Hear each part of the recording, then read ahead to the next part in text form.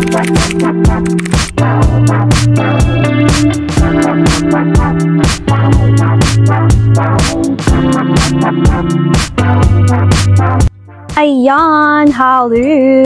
Hello beautiful! Welcome back at Everything Nice at Mitch Succulent Love, and I'm inviting you to like and subscribe to my channel, and please hit the notification bell for more updates on my videos. Ayan! At totoo pong everything here is nice and totoong succulent love. At syempre, hindi uso dito ang may favoritism. Ayan, charis. Ayan. So, our vlog today is about magtataas lang ako ng paa, about my gymnocalcium. Ito po yung first na gymnocalcium ko. So, kahapon, nagdilig ako. Pag nagdidilig kasi ako, usually, low temperature na, 6 p.m. So, iba-iba tayo ng way ng pagdidilig, iba-iba tayo ng ganap sa pagdidilig. So, ako, minsan, morning, pero usually talaga kapag low na yung temperature. So, wala lang, maglilinis lang ako. Yun lang naman talaga iba-vlog ko ngayon. Charot. Ayan. So, ito po yung first ko na gymnocalcium. Ayan. So, tanggalin muna natin to. Ayan. Lagyan natin dito. Okay, so ito po yung aking first na gymnocalcium way back August. Nag-mine ako ng July. Siyempre, na-receive ko na August. So, different seller ko ito. I think 2 or 3. Hindi ko na matandaan. Pero, I'm sure ako sa 2 seller. So, ayun. Gaano kadalas ang minsan? Yan po ang ating vlog today. So, gaano kadalas ang minsan? Siguro, minsan sa isang linggo, minsan sa isang araw. Ayan. Ano yan? So, ang topic po natin today is about sa pag-water ng ating gymnocalcium. So, ayan. So, ito ang aking unang gymno. Ang ginamit ko po kasi dito is just a loam soil. Then, CRH, tapos pumice stone. Yun po yung ginamit ko dito. And then, sa top, ang nilagay ko, cultured soil, at saka si Masato. Tama ba ako? Oo, si Masato yung ginamit ko. Ayan po siya. Kaya makikita nyo, mix po siya. Cultured soil, tsaka Masato. So, yung iba po dito is naarawan at nasunog. So, pakita natin. Ayan. So, medyo nawala, pero kita pa rin eh. Itong side na to. Ayan siya. Ayun. Ayan. Tapos, asan pa iba? Nawala yung iba. Pero, yung ganitong burn na malaki, hindi na siya mawawala. It looks like a scar. Ito pa. Ayan. So, kung minimal lang, I don't know kung nag-heal siya. Pero kasi ito, alam ko may ibang sunog pa to na wala. So, ayan. This is LBHB hybrid. Ayan. So, syempre, itong mga to, mga mga stable na sila sa sapat nila.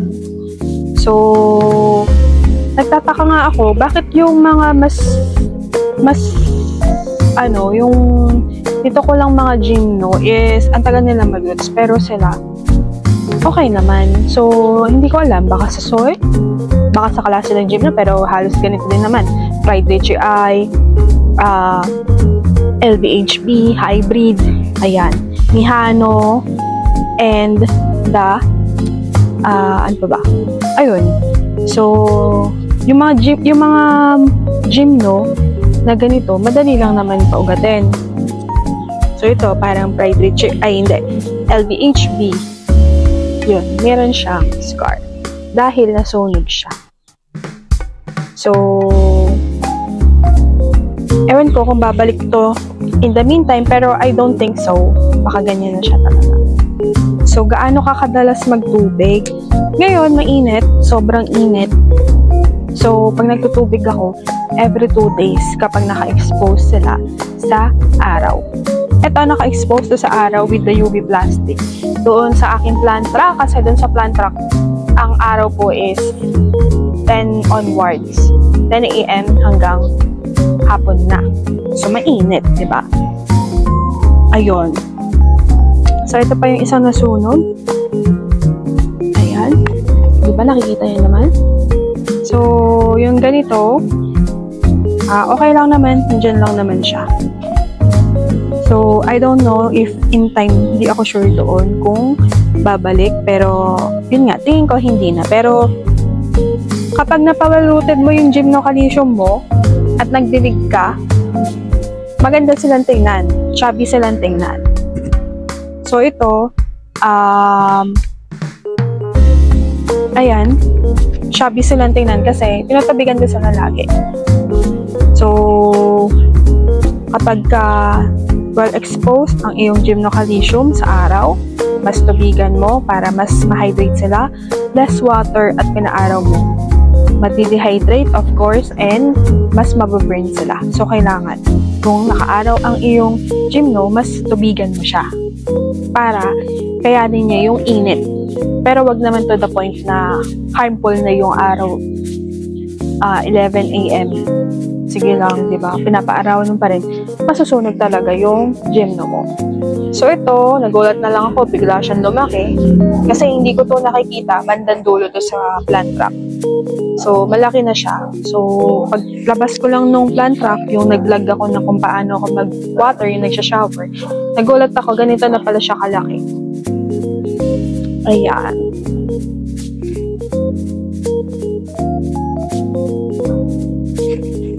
Ayan. So, ito nakakatuwa. Ayan, nakakatuwa silang tatlo. Siksik na sila.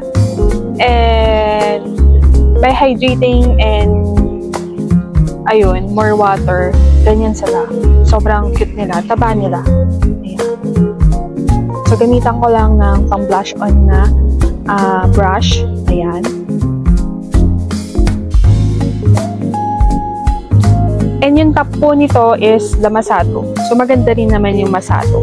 Tsaka, hindi, sa Masato, pag nagdilig ka, hindi nga kasi sila lumulutang. Unlike the Perlite, Akadama, lumulutang sila.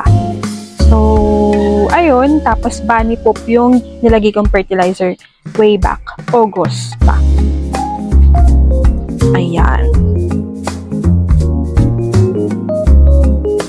So, eto, nagkaroon din to ng millibugs, pero alcohol lang yung inilagay ko dati. Niliguan ko lang ng alcohol. Ayun, wala naman na akong problema. Tapos, nag-spray din ako ng Sevin no, nag-insecticide ako sa mga succulent. So, ganon, kapag i-expose mo yung gymno mo sa araw, make sure you hydrate first bago mo isabak. At saka dapat well-rooted. Kasi pag sinabak mo sa araw to, at hindi well-rooted, mamatay yung gymno mo. Malulusaw, tsaka madidehydrate, yung papangit siya. So, ayun. So, yung iba ginagawa pag hindi magkaugat yung gymno, water therapy. Kapag wala pa rin,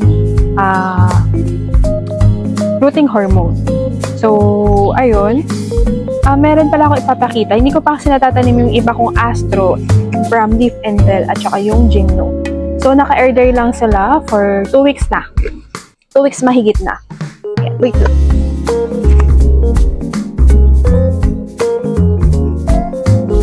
So, ayan.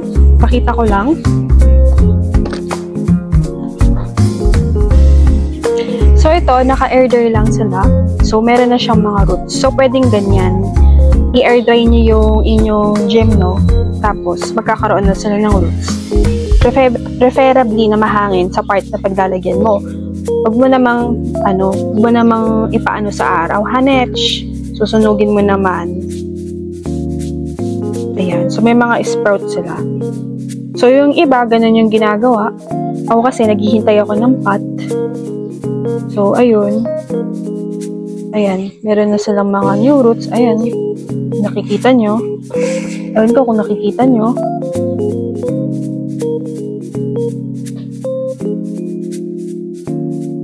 So, pwede pong ganon. So, yung iba, may mga new roots, yung iba, wala lang. So, sa astro, madali lang namang i-hydrate tsaka magpaugat ng astro. So, may mga new roots na yung iba. Stay exposed nyo lang sa hangin. Kailangan mahangin, ha? Ayan. Kasi, sa hangin, di ba may tubig, may moisture. So, ang tendency, kukuha sila ng water doon.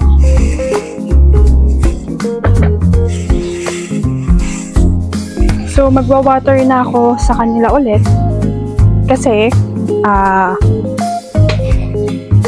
tuyo na din yung kanilang soil. So, ayun, kung halimbawa, after 2 days nagtubig ka, is kontian mo lang, konti-konti lang muna. Ayan, di ba? Dilig ulit. Tapos, touch mo kung malambot. Hindi naman. Sige lang, tuloy mo lang. Ayan. So, grabe yung init ngayon, eh.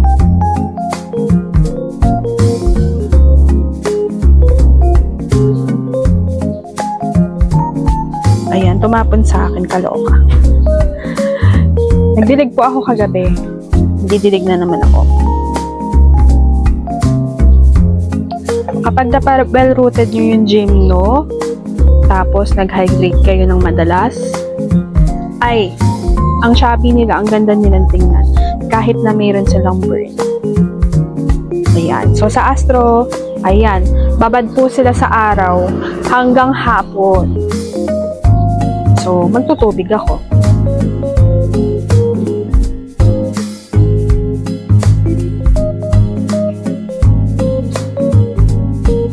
Ayan, tubig-tubig lang tayo mga beshi.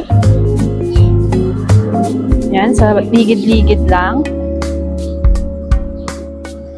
So, kung hindi mo pinapaarawan ang astro mo, huwag mong dalasan ang pagtutubig kasi hindi naman sila naiinitan. Unlike yung mga exposed talaga sa araw, is pwede mong tubigan ng tubigan. So, again, think before you dilig. Ayan. Baka mamaya, tubig ka ng tubig, malambot na ang iyong gymno at nagdedelikado na. Ayan. So, marami pa akong didiligan sa parting to. So, again, think before you dilig. Assessment first. Tingnan mo, baka nalalambot na. So, minsan, yung gymno mo, nasa pulsan, maghapon, and pag-touch mo, malambot. O kaya binigay mo sa friend mo. Sabi ng friend mo, dehydrated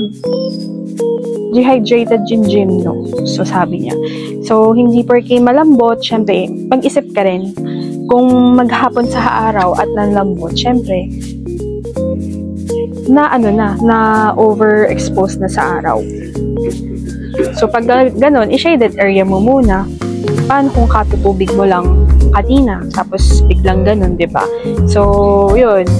Think before dilig. Ayan. So, lagi pong ganon. So, ayan, shinare ko lang po. So, let's take a closer look para mas makita nyo yung itsura ng gymno ko na nasunog.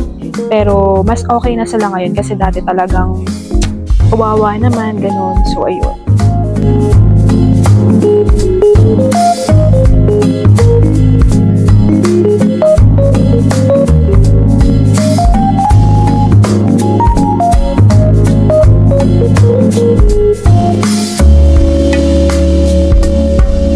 O, diba? Ang ganda pa rin kahit na may burn, basta napa-well-rooted mo ang iyong gymno at diniligan mo, na-hydrate mo ng maganda, maganda pa rin silang tingnan. So, kung nasunog man ang iyong gymno, kagaya ng sa akin, huwag kang malungkot, gaganda pa yan, beshi. Ayan. So, tingnan nyo, o, diba? Ang lulusog, sarap kurutin. Ayan. Parang kaibigan mong may favoritism, ang sarap kurutin sa kidney, charot. So, most of them talaga is nag-iba na din yung kulay kasi nga, due to sun exposure, is mas nagiging brighter at lumalabas at nag-iiba yung kulay nila.